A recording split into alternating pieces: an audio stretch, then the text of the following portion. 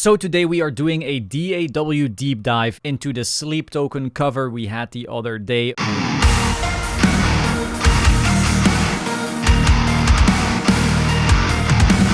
So as always for this session, we right here have Sanguine Bass for the bass. This is absolutely my favorite bass of ours right now. I just love how it doesn't have that dingwall spiky high mid thing going on, while still having that very modern metal sound. And of course, this was sampled with my Aristides, my favorite bass right now. In terms of the MIDI for that bass, it's very simple as always. I have 0 key switches going on here in any of the riffs, and all the velocities absolutely maxed out. I just want my bass to be solid low-end foundation. I do not need it to be super fancy, especially in something that's already so busy production-wise. Now for the guitars, of course, that's where we're going to be spending the most time. More on that later. Then the drums is just one drum bus. This was made by Core Studio. I saw some people asking for the drum tone, but the snare and kick and so forth are all this like custom blend thing. As far as I'm aware, that snare and kick are not even publicly available. Then for effects, very simple, just one track, not much going on here overall. I think some of it is like the Bifrost impacts and risers, and then some of it is not. I think like this clapping intro thing is not, it's just some other pack.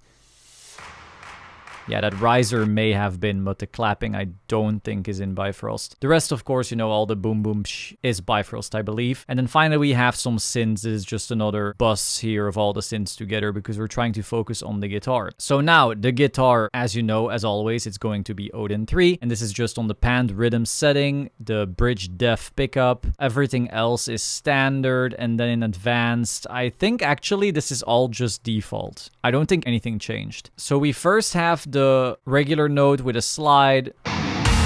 But then you notice I very often like putting like these little muting noises whenever I create silence. While technically if you go into Odin 3 and you go into playing, you go human noises and you turn this up, this will do that for you already. I find that I like blending in the exact length of that release noise as well. And so sometimes I will, regardless of whether or not I have that turned on, I will still just add that manually to have slightly more control. And one thing I really like doing here, and you will notice, is rather than this release noise being a mute, I turned it into a pull-off. So right here, if we solo the guitar, you notice you have a little bit of release noise, but not a whole lot, and it's going to not have a pick attack. So like imagine if I made it a bit longer and I removed the pull-off, the release noise would have more attack. Like and if you made it maybe even higher velocity, once again, you would notice there's a whole lot more attack in that release noise.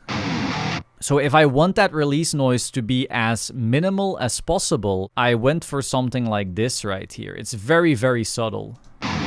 The reason I did that is because these sleep token riffs are generally already hyper quantized. This style of music, you almost want your guitars to be MIDI. It was honestly my biggest fear when going for a sleep token cover. This song originally doesn't sound like real guitar. So that's why I really wanted the release noise to also be like quite quiet, not too impactful. And so you will notice here and there I have those release noises being pull-offs. Now sometimes I still have them being normal mutes because again, I want some variation. So let's have a look.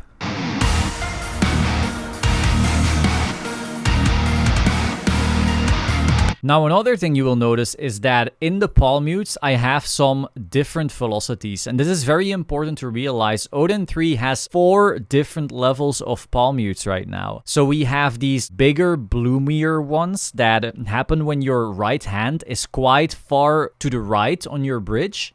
It's like barely muted. And that's usually going to be around 30 velocity. So as you can see right here, velocity 30.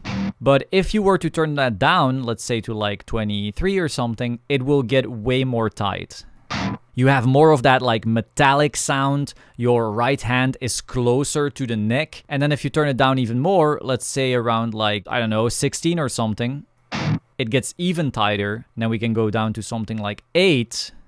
There's almost no note left, really. And so in music like this, where it's a lot of chugging, let's call it thal, not just having the same kinds of palm mutes all over the place is gonna make your performance far more dynamic. Again, this whole song is like spamming zeros, if we're calling in tabs. So if all those zeros are the same, it's gonna not sound quite as interesting as when going like, all right, this is an open note, this is a slightly bloomier palm mute, and then this is a way more of a dead palm mute. So all these faster ones are these deader chugs. Again, here 14, here 14, and then all the slower ones are these bloomy longer ones. So you can really hear that right here.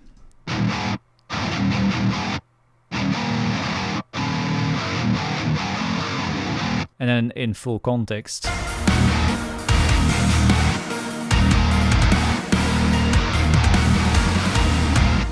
And then once again, very important, we have the sliding key switches here, sliding down.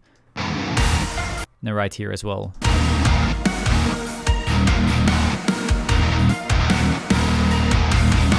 Now right here, I also did something relatively interesting. Once again, all the hard notes are these like lower velocities. You know, 13, 13, 14. But then sometimes I still made them the bloomier round ones.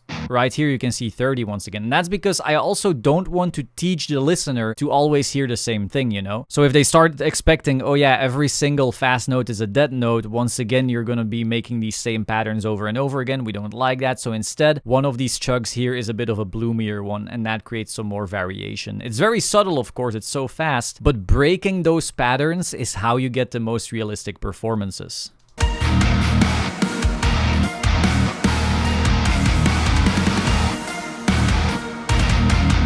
Once again, right here, I have these faster notes, but they're the bloomier kind again.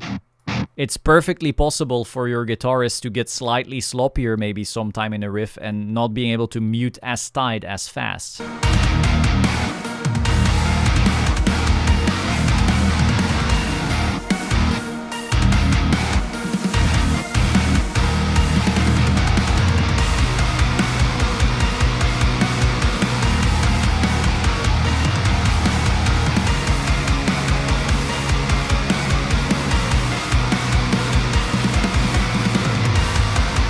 Now, interestingly, here we just have these nodes being spammed. In other covers, you know, like the 3 Days Grace cover, I would have normally opted to have some variety in this note spamming. I would like to see something like a pull-off here and there. Even though it's not played as a pull-off, it will get rid of attack. Maybe some variation in velocity as well. Again, not everyone is going to strum as reliably, as consistently. However, because Sleep Token is this super hyper-edited, hyper-comped type of guitar playing, I just opted to keep everything exactly the same. I didn't do any special humanization to it. And that is the first riff. Again, the main takeaways here are you can experiment with your release noises. You can try to add some pull-off key switches to it to kill the attack. You can also experiment with the length of this release noise. And then, of course, build variety in your palm mutes. Don't just settle for one style. Then we have the next riff right here with a very cool clapping intro.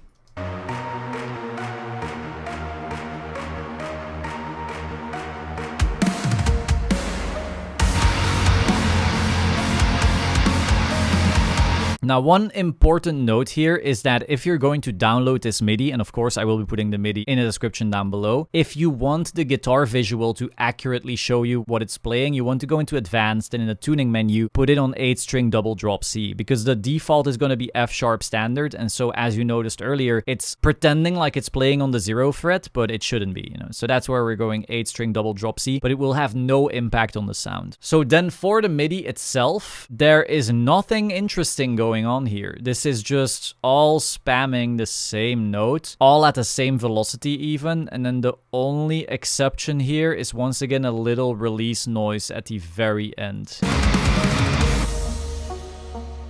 So there's really not a whole lot to say here. You could literally export this from Guitar Pro, put it in the correct octave, and it would be done. Now for the final riff right here. Here there was a little work, but still nothing in particular. So you will notice there are no key switches, and there is also no velocity changes to trigger palm mutes. This is all just open playing. Now if you wanted this to be a bit more chuggier, you could absolutely do that. You could turn these short notes here into palm mutes instead, but here we didn't. One thing we did do is string selection, and so this is another really interesting lesson if you haven't done this before. You get a very, very different sound out of Odin depending on where you are going to play your notes on the neck. So let's say I remove my string selection key switch right here. As you can see, when I press it in, it's going to force these notes to be on the 7th string. I open the key switch list, I press this in. Once again, you can see F sharp 6 becoming yellow. It's string 7 only on these notes. If I were to remove that key switch at the top here, it will now just play at the default position. And in Odin, if you check out the playing menu right here, the string select mode is on auto, so it's going to automatically try to play everything here in position 2. That's going to be somewhere here on the neck. So you're going to notice that it's going to be playing on a slightly higher string, and that means a slightly brighter tone. So let me show you. And sometimes that might be awesome. If you're playing maybe some older metal or something like that, maybe that's exactly what you were going for. But because we're in this thal, this very low-tuned, low guitar type of vibe, this is a bit too bright, a bit too shrill. It is much too big of a contrast in comparison to the chugging that happens afterwards. Let me show you again. It's like this wah, wah, wah, boom, boom. That makes no sense. So instead, we place the string selection key switch. Once again, this is going to force it to be on string 7. And while on the keyboard here, it'll look like it's being played way up high, the timbre just matches way better. Let me show you. It's far more round. Now, if that's too round to you, of course, you can just choose another string. We can move it up 1. Now it's going to play on string 6. Maybe that's more your vibe. We can put it on string 5. To me, this is already too bright. So I would probably settle for string 6 here, but on the original cover, we put it on string 7. That's all fine. It's just that on the default position, position 2, it really wasn't working for me. You can also just not use the key switch and then just place the position here on position 3 or 4. It will also try to play it higher up on the neck then, but maybe that will then mess with some other notes of yours. So when you're in doubt, just do it with the string selection key switches. But if you want it to do quick and dirty, you can absolutely just do it in the settings and have the program do it automatically. And then right here, you will once again see later on these little notes, we're also playing them on specific strings.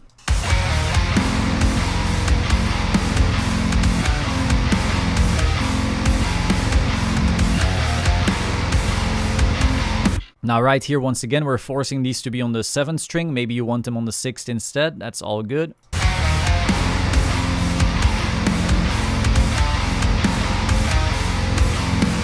Personally, I really enjoyed it on the 7th, even though it might be a little too warm for some people. I love Sleep Token guitars for being that super warm, low, massive sound rather than being too melodic.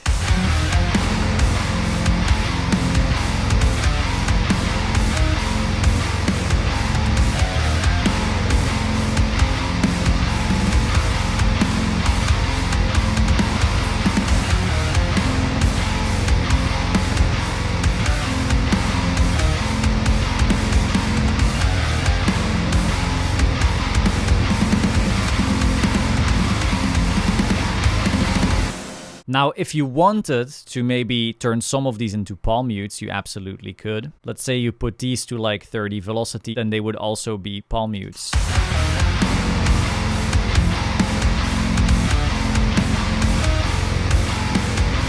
But personally, I think them droning out and just not being palm mutes whatsoever was pretty cool here. So let's put them right back up there and no palm mutes.